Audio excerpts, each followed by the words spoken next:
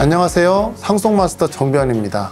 오늘 사연을 들어보니까 제가 얼마 전에 했던 소송과 비슷한 내용이어서 좀 남다릅니다. 결론부터 말씀드리면 사연자분은 이 아버지가 다른 형제들에게 그 부동산에 대한 소유권 이전 등기를 말소를 해야 됩니다.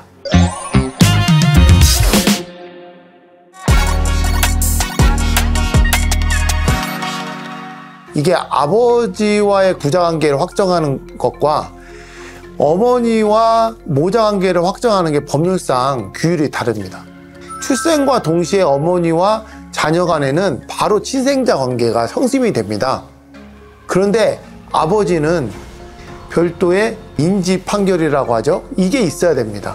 그래야 비로소 출생 시에 소급해서 아버지와 아들의 관계가 성립이 되는 거거든요. 그러니까 이 사안에서는 어머니가 다른 남자와 사실관계를 유지하면서 낳았던 이 아버지가 다른 형제들은 출생과 동시에 어머니의 자식이 된 거예요. 비록 출생 신고를 사실관계에 있는 남자의 친생자로 그렇게 신고를 해놨다고 하더라도요. 그러면 이게 어떤 문제가 있냐면 두 가지 민법 조항과 관련이 있습니다. 민법 860조에서는요. 인지의 소급표를 제한하고 있습니다. 그래서 인지는 출생신고에 소급해서 효력이 있지만 다만 제3자의 권리를 해하지 못한다고 규정이 되어 있습니다. 두 번째, 민법 제1014조는요. 상속 개시 후에 인지 판결이 확정이 되었을 경우에 이 인지 판결이 확정이 되기 이전에 기존의 상속인들이 상속재산 분할을 하거나 처분을 해버렸을 경우에는 그 처분한 부동산이나 재산에 대해서는 다툴 수가 없고 다만 돈으로만 돌려받을 수 있도록 되어 있거든요. 사연으로 다시 돌아와 보면 친생자 관계 전부 확인 판결을 얻었던 것은 상속이 개시된 이후죠. 그러면 상속이 개시된 이후에 친생자 관계 확인 판결을 얻었으니까 이미 이걸 딴 사람한테 팔아버렸으면 이 부분에 대해서는 소급표가 미치지 않는 거 아니냐, 이렇게 볼 여지가 있겠죠. 그리고 다만 소유권 이전 등기 말소는 안 되고 그 돈 중에 일부만 돌려받을 수 있다, 이렇게 볼 수 있지 않냐 하는 의문이 있을 수 있죠. 그렇죠.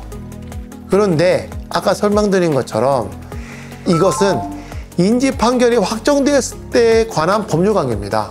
이 소송을 제기한 아버지가 다른 형제들은 출생 시에, 그러니까 어머니가 낳으셨을 때 그때 바로 어머니의 친생자가 되는 거예요. 비록 판결은 나중에 났지만. 그러다 보니까 결론적으로 보면 이 사연자분이 상속을 받았을 당시에 아버지가 다른 형제들도 다 상속인이었던 거죠. 그런데 나머지 상속인들이 눈앞에 드러나지 않으니까 본인만 상속인인 것으로 생각하고 그렇게 어머니 재산을 받아서 처분을 해버린 거죠. 그러면 이런 경우는 어떻게 되죠? 어려운 말입니다만은 상속회복 청구 소송의 대상이 되는 겁니다. 왜냐하면 이분은 자기가 단독 상속인이 아닌데 단독 상속인인 것처럼 모든 재산을 상속받아가 처분했으니까 나머지 상속인들의 상속권을 침해했잖아요. 그래서 이런 경우에 아버지가 다른 형제들이 이 사연자분을 상대로 소유권 이전 등기 말소 청구 소송을 하는 게 상속회복 청구 소송인데, 이걸 했을 경우에는 설사 제3자 명의로 소유권 이전이 됐다 하더라도 그거는 무효가 돼서 다시 소유권 이전 등기가 말소가 되는 거죠. 그래서 아버지가 다른 형제들의 몫에 해당하는 부분만큼은 이전 등기가 돼야 됩니다. 그래서 지금 소송에서는 이기실 수가 없기 때문에 조정이나 이런 거를 통해서 돈으로 대신 지급하고 제3자에게 넘어간 소유권 이전 등기는 말소하지 말자, 이런 식으로 협의를 하셔서 재판을 마무리하시는 게 필요할 것 같습니다.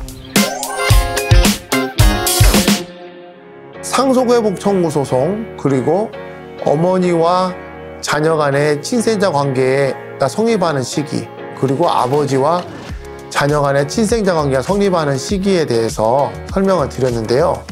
이처럼 상속에 관한 법리는 매우 복잡하고 상당히 이해 안 되는 부분이 많습니다. 그러다 보니까 이런 문제가 발생했을 경우에는 꼭 상속 전문 변호사와 상의를 하셔야 됩니다. 상속마스터 정변이었습니다. 여러분들의 좋아요와 구독 부탁드립니다. 감사합니다.